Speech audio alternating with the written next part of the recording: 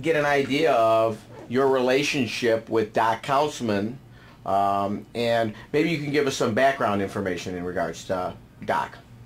Doc was, in my opinion, an extraordinary individual. He, as you know, you look at history, there are certain people that come along at great intervals that have an influence on the world. People like Leonardo da Vinci and Albert Einstein and Isaac Newton. And to my way of thinking, Councilman was kind of the Da Vinci of the world of swimming. And I was very privileged to have the opportunity to kind of hang around and observe. I was a student manager for Doc for 3 years and hung around another year as a graduate student.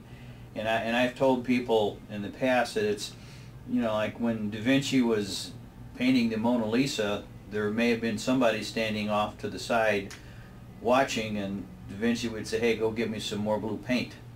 And I was kind of that guy with Councilman, or one of the people like that with Councilman. I was given a tremendous opportunity to come through the door and be a part of what was going on at Indiana University Swimming at that time, a lot of which I had no idea what I was learning, and then as the years passed I realized that this or that I would have picked up from Doc.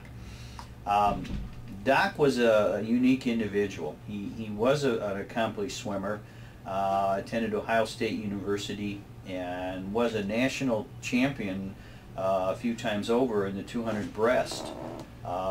He did not get to become part of any Olympic team because of a little thing called World War II.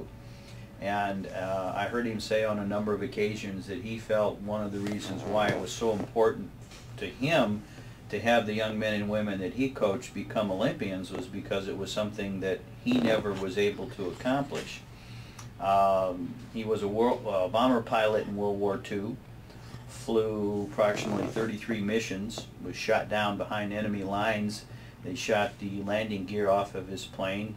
He landed the plane and got his entire crew out safely from behind enemy lines and was awarded the Distinguished Flying Cross. A lot of people don't know that about him.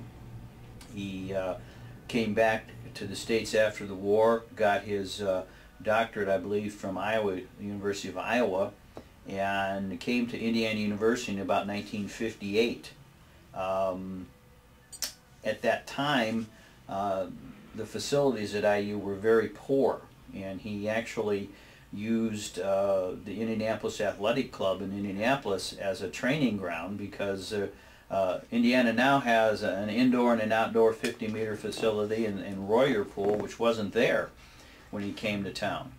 He worked with some very fine swimmers at that time: Alan Summers, Ted Stickles, Mike Troy, Frank McKinney. All of those people were Olympians and world record holder type swimmers.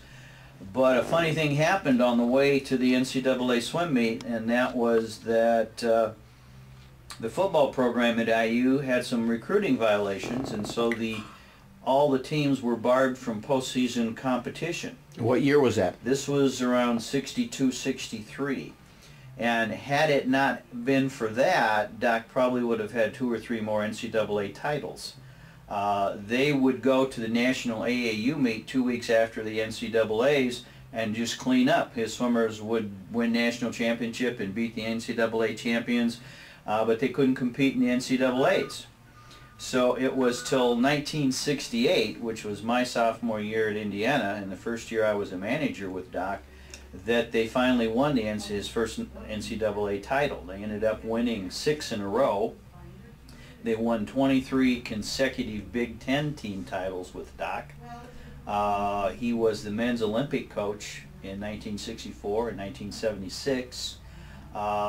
He coached 48 Olympians. They won 140 consecutive dual meets at Indiana over 13 seasons with Doc. And he ended up coaching Olympians from all over the world.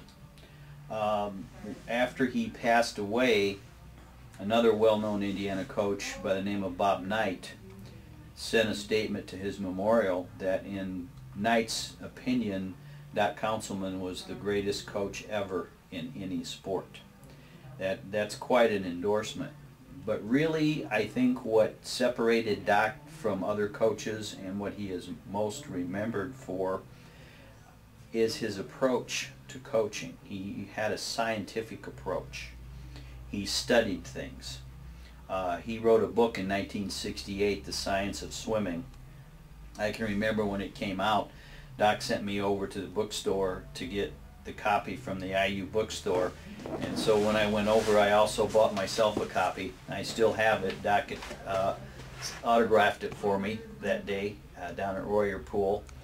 And that book has been through various reprintings and printed in a number of different languages. And even today, it's kind of the Bible for swim coaches